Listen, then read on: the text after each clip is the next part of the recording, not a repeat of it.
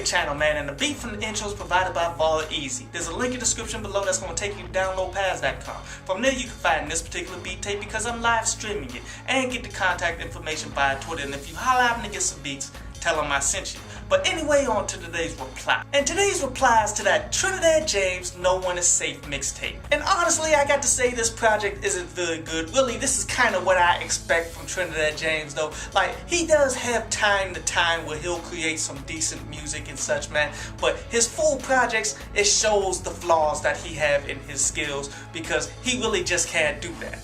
Honestly, the only song on here that I liked was that Fuck That Stress. Besides that, the rest of them were like real under par as far as lyrics, as far as flow, as far as beats that he selected. And honestly, I thought the song that he did with Big Crit and shit would make this project, but sadly it's not on there. Maybe I missed the mixtape or something. Maybe that was off the last mixtape that he dropped that I didn't get a chance to peep out. I'm not sure. But real shit, I'm happy to see him continually moving, continually putting out music since he got dropped from his record deal and such, man. But ultimately, you can tell the music just isn't there.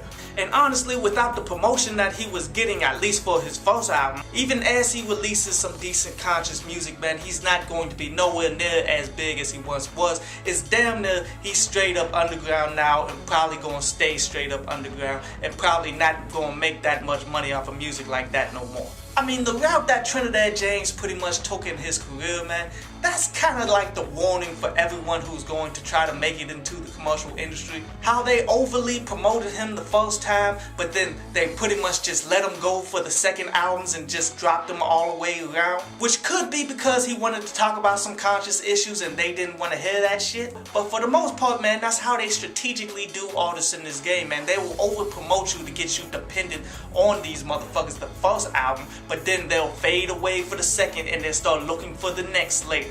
But overall, this mixtape, man, I give it a 5 out of 10. It's really not that impressive. But anyway, on to Ask, Download, Pass. And Deadhead says about that Yo Gotti mixtape that dropped, it pretty much is just a mixtape. You can't expect that new hot shit to come for the free mixtape. And bullshit, motherfucker. See, here's the reality of this game. You come hard every fucking time. There's no it's just a mixtape, you can just put some shit out in the streets. No, if you're not coming strong every fucking time, then don't put any fucking music out there.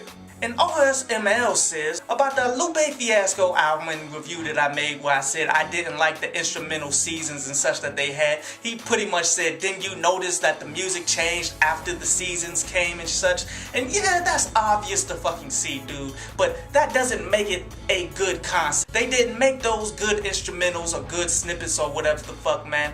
Really, it made the album drag a little longer than what it really needed to be. I mean, it was an interesting concept, but honestly, no more than that.